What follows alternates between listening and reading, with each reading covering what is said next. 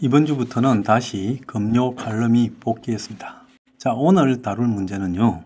부동산 계급사회, 그리고 현대판 노비, 그리고 가짜 민주주의 자본주의, 계급 배반, 그리고 이 사회의 파국, 이런 내용을 주제로 말씀을 드리겠습니다. 자, 제가 끊임없이 이 기득권 계급 사회가 그야말로 현대판 노예제도를 지속시키고 있다라고 말을 하는 이유는 제 아니고는 좌우에 이런 이야기를 하는 사람이 아무도 없습니다.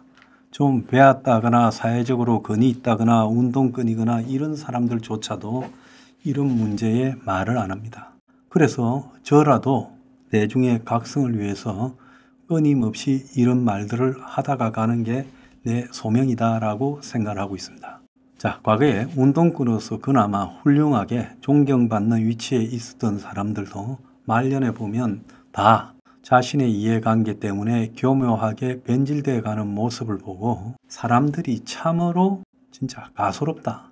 어떻게 보면 그렇게 신념과 이념을 주장하던 사람들이 그게 옳든 그르든 자기가 주장해온 신념과 이념에 따라 살다가 한평생을 끝맺음하는 것이 이토록 어렵나, 이런 부분에 대해서 그들을 보면서 인간적 연민을 느낍니다.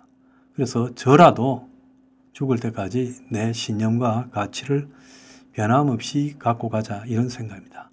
우리가 보면 흔히 어쩔 수 없었다고 말하는데 진짜 어쩔 수 없었을까요? 지금 이런 기득권의 공고한 이런 착취적 지배 제도에 대해서 서민 중산층 대부분이 우리가 어쩌겠느냐, 그냥 그렇게 살아갈 수밖에 없다, 이렇게 말합니다. 자, 어쩔 수 없었다면 당신의 인생도 어쩔 수 없는 겁니다. 그러니까 평생 빤한 거고 당신의 자식들도 빤한 겁니다. 저는 조선시대와 현재 한국의 가짜 자본주의 민주주의 시대가 똑같다고 보고 있습니다. 왕은요, 무능한 왕은, 조선 왕이 대부분 무능했죠. 세종대왕 운운하는데 그 사람도 신분 제도를 갖다가 정착시킨 기득권에 불과했습니다. 그래서 조선의 왕은 한국의 역대 대통령과 이렇게 비교할 수 있겠죠. 그리고 여야당은 남인, 서인, 북인, 동인, 이런 당파 세력과 똑같아요. 그리고 이 탄핵은 이제 마음에 안 들면 왕을 쫓아내기도 했지 않습니까? 양반들이요. 그 폐위, 연산군, 광해군 폐위로 이렇게 이야기할 수 있고, 그리고 조선에 있었던 사화, 각종 한 계파가 다른 계파를 이렇게 추방하는 사화가 많았죠. 그래서 이것은 당쟁으로 지금 볼 수 있겠죠. 자, 그리고 조선시대 양반은 현대판의 기득권이고, 또 조선시대 지배논리 성리학은 현대판 신자유주의, 그리고 가짜 민주주의, 가짜 자본주의라고 할 수 있습니다.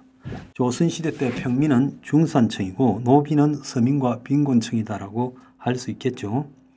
그리고 조선시대 때 이 노비 착취와 소장료는 현대판으로는 임대료와 또 은행 주택 대출금이라고 볼 수 있습니다.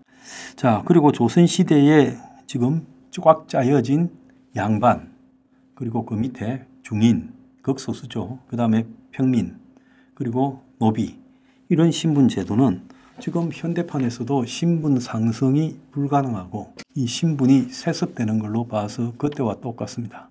조선시대 때 과거 제도는 현대판 이 사교육과 스펙이라고 봐야 되겠죠. 그래서 조선에 꽉 짜여진 이 신분 사회는 지금 현대판 기득권 지배 체제와 같다라고 봐야 될 거고, 그리고 조선시대 때 밀라는 현대판 포퓰리즘 운동으로 볼 수 있다는 겁니다. 그렇게 따지면 저는 정여립이나 이몽학이 정도 되겠지요. 나중에 칼 맞아 죽는. 그래서 이 부동산 계급 사회는 신분 사회입니다. 어제 보면 정부가 이 와중에도 신생아 특공이나 디딤돌 대출을 줄이지 않고 늘려가겠다고 말을 했어요.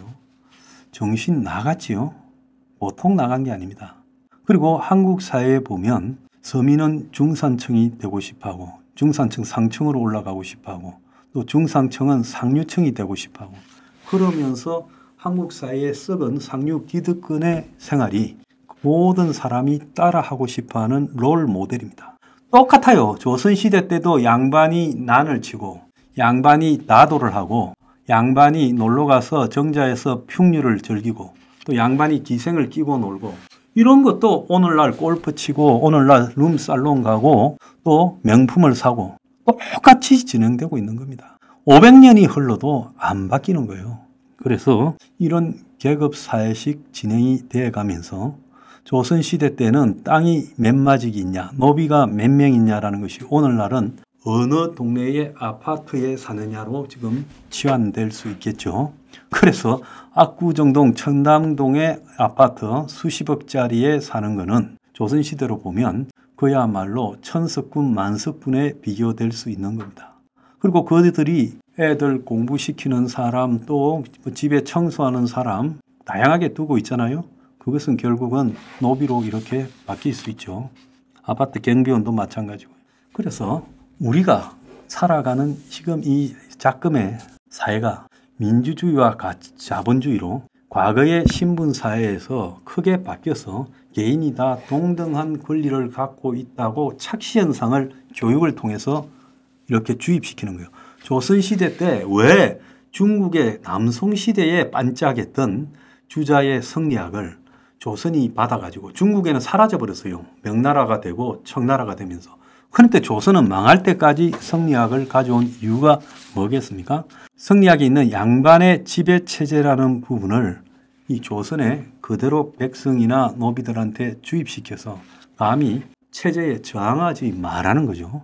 지금도 우리가 학교에서부터 민주주의, 자본주의를 가르치는데 이것이 얼마나 썩어 문드러졌냐라는 것은 아무도 안 가르치죠. 한국 사회에서 가짜 자본주의다, 가짜 민주주의다 하는 사람은 저밖에 없을 겁니다.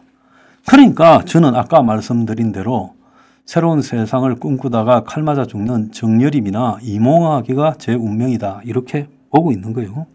자, 그래서 이 지배 이데올로기에 그야말로 선동당하고 세뇌된 이 서민 대중들이 계급 배반을 할 걸 꿈에도 못 꾸는 거예요. 조선에도 보면 하다 이렇게 못 견뎌서 밀란이 몇 군데 났죠. 진주에서 백정의 난도 있었고요. 그래서 조선에서 대부분의 밀란이 제압돼 버리고 밀란을 제압하는데 일반 평민 백성이나 노비가 동원됐죠. 자기들끼리 죽이고 그랬어요. 그것은 뭔가 하면 결국은 계급 배반을 하는 노비나 백성들이 너무 많았고 지금도 서민들, 빈곤층들, 중산층이 계급 배반을 하고 있다고 봅니다. 조선시대 때 백력은요, 양반은 다 빠져나가고 평민들이나 이런 사람들이 했죠. 지금도 마찬가지잖아요. 백력의 의무에 대해서 기득권층은 대부분 빠져나가고 서민들 자식이 군대 갑니다. 그렇지 않습니까? 지금도요, 조선시대 때 양반은 다 탈세했죠. 지금도 보면 서민들이 세금을 내지, 그리고 셀러리맨이나 지금도 기득권층은 자신이 벌어들이는 소득의 극히 일부만 세금으로 내고 대부분 빠져나가잖아요. 조선시대 때 세도가는 오늘날 재벌들, 그리고 더 나아가서 초상류층이 있죠. 자, 그들이 사는 세상은요, 미국의 비버리 힐스나 오렌지 카운티나 이런 데 집을 두고 강남의 압구정이나 청담동을 왔다 갔다 하면서 살고 또 자식을 의대에 보내는 사람을 비웃어요. 의대는 저 개포동이나 강남의 변두리에 사는 사람들이 의대 보내고 변호사 시키려고 노력하지 진짜 초부자층은 왜 변호사하고 의사냐? 나는 변호사를 술 따르게 만들다. 이렇게 말을 합니다. 이 조선시대 때 세도 가문은 오늘날 이 초상류층에 비유될 수 있다는 거예요. 그들은 왕이 바뀌어도 자기 지위를 누렸어요. 지금도 보면 대통령이 바뀌어도 그들은 변하지 않지 않습니까? 그래서 미국에서 지금 파퓰리즘 운동이 일어나고 트럼프 같은 사기꾼이 그걸 악용해서 2016년에 이어서 다시 대통령이 되려고 하고 있어요. 미국에 저런 포퓰리즘 운동이 일어나는 가장 큰 이유는 부의 불평등, 그리고 미국이 신분사회를 가고 있다는 부분을 트럼프가 포착하고 그걸 갖다가 선동하고 있는 겁니다. 자, 그런데 이 민주당이나 이런 쪽에서 정치적 올바름이라는 문제 속에 이 성소수자, 환경, 기후 문제 이런 쪽에 집중하면서 실제 부의 불평등을 해결하는데 적극적이지 못했습니다.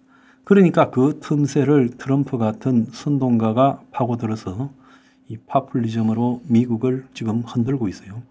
그런데 과거에 히틀러가 똑같습니다. 1920년대에 독일 사회를 뒤흔들었던 패배 이후, 1차 대전 패배 이후의 무력감, 엄청난 불평등, 그리고 독일의 대공황, 이런 것들을 악용해가지고 히틀러가 권력을 잡고, 그래서 결국은 히틀러식 파퓰리즘으로 독일을 나락으로 이끌어 갔습니다. 저는 지금 미국도 마찬가지로 이번에 만약 이 트럼프가 된다면 미국 사회가 끝없는 나락으로 빠져들어서 거의 망초가 된다고 보고 있습니다. 한국도 마찬가지입니다. 지금 사방에서 경제 몰락의 기운이 닥치고 있어요. 제가 올해 하반기에 한국 경제가 끝난다. 한국의 부동산도 하반기에 끝난다. 아무리 용을 써도. 자, 이랬는데 대부분 비웃었죠. 그런데 오늘 언론의 타이틀이 뭡니까? 어떻게 경제 관료가 한 치 앞도 못 내다보고 하반기에 회복이 된다고, 경제가 회복이 된다고 말했는가. 다시 지금 성장률이 0.1로 이렇게 떨어졌죠. 한국은행이 2달 앞도 못 내다보고 3, 4분기에 회복될 거라고 거짓말을 했습니다.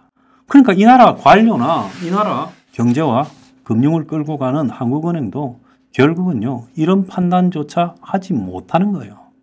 그들의 권위를 믿지 마세요. 부동산이 또 올라요?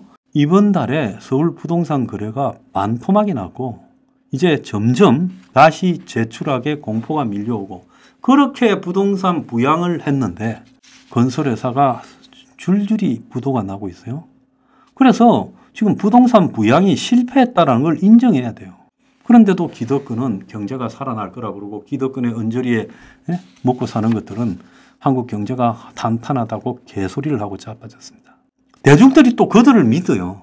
제가 대중들을 보고 제일 가소로웠던 거는 서민 대중을 보고요. 자기들의 반대되는 이데올로기를 가지고, 착취적 이데올로기를 가지고 거짓말을 하는 기득권 언론이나 또 기득권의 이 경제 관료나 이런 말들을 믿는다는 겁니다. 어떻게 보면 기득권 이익에 봉사하고 있는 사이비 전문가들, 뭐 유명한 대학의 스카이 대학의 경제학 교수, 또 유명한 연구소의 뭐 선임 연구원, 이런 사람의 말들을 믿어요. 이래서 계급 배반이 생기는 게 가장 큰 문제라는 거예요. 부동산 지금 투기가 자신의 삶을 망치고, 부동산 투기만 없으면 그래도 소박하게 가족들하고 즐겁게 살 건데, 부동산 투기로 맞벌이 하면서 죽을 고생해가면서 가정을 끌고 가면서 그들이 오히려 중산층, 상류층이 주도하는 부동산 투기를 하고자 원하지, 부동산 투기를 비판하지 않습니다. 내가 못해서 속이 탈 뿐이에요. 그러니까 솔직히 말하면 조선 같은 저런 사기 집단 체제, 썩은 체제가 유지될 수 있었는데, 중국에요, 유명한 왕조들 운명이 100년을 못 갔어요. 80년인가 그렇죠. 그럼에도 불구하고 조선이 500년 유지됐다는 것은 얼마나 조선의 백성들이 어리석겠습니까? 그들의 후손인요, 현대판 한국에 살아가는 이 국민들이라는 사람도 그에 못지 않습니다. 결국요, 목매하면 그 대가를 조선의 백성들이 500년 동안 사람도 먹으면서 굶어 죽고 맹글려 죽으면서 초금 목피하고 살았듯이 당신들 삶, 지금 현대의 당신들 삶도 그렇게 될 겁니다.